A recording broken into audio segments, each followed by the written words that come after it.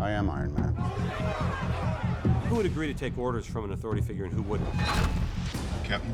Well, you'd think Captain America, who was a soldier in his own right, would agree to it. Big man in a suit of armor. Take that off. What are you? Genius, billionaire, playboy, philanthropist. But Tony Stark, who's gone in front of the U.S. Senate and said, I have successfully privatized world peace. Yeah, not a joiner. Yeah, you know, he's a trailblazer. I just finally know what I have to do. I'm gonna find my weapons and destroy them. Tony has a lot on his shoulders. And the great thing about Tony Stark and the great thing about Robert Downey Jr. is Tony does evolve as a character over the course of the films. Tony, you're being uncharacteristically non-hyperverbal. It's because he's already made up his mind. Oh, you know me so well. Tony is a futurist. Tony believes he can see 3 or 4 or 5 steps ahead. He feels responsible for everything.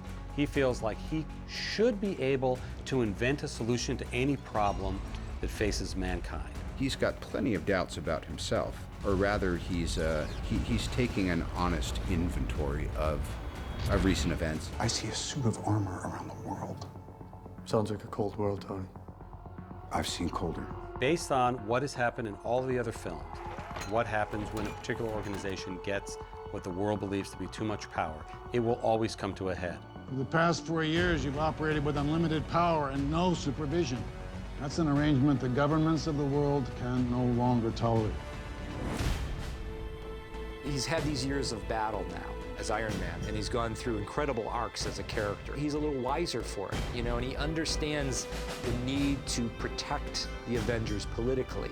We need to be put in check. If we can't accept limitations, we're boundaryless. We're no better than the bad guys.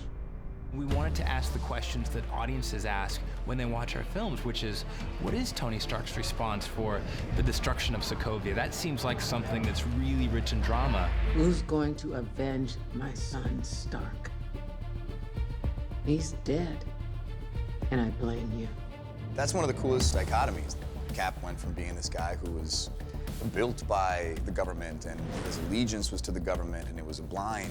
Tony was kind of always flipping the bird to the government, doing what he wanted to do. This is the United Nations we're talking about. It's not SHIELD, it's not Hydra. No, but it's run by people with agendas, and agendas change. That's why I'm here. When I realized what my weapons were capable of in the wrong hands, I shut it down and stopped manufacturing. Tony, you chose to do that. If we sign this, we surrender our right to choose. If there's one thing that's been very clearly set up, it's that Steve and Tony have a past, and that past goes back, spans several generations. Dad was a pain in the ass, but he and Mom always made it work. You know, I'm glad Howard got married. I only knew him when he was young and single. Oh, really? You two knew each other? He never mentioned that. Maybe only 1,000 times. God, I hated you. He's feeling a little misty about his folks, much more than Iron Man 2. What is and always will be my greatest creation is you.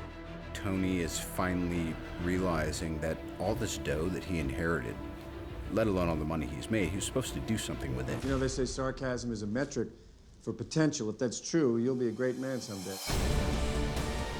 Part of what makes the stories fun is they never do anything perfectly, but they're righteous and they're principled people. This isn't going to change what happened. I don't care. A few years ago, I trashed all my suits. Then we had to mop up Hydra, and then Ultron. My fault. And then, I never stopped. Because the truth is, I don't want to stop. I always like the idea of how do you recover from that? What has to happen for there to be any sort of homeostasis by the end of a rift like that between Steve and Tony?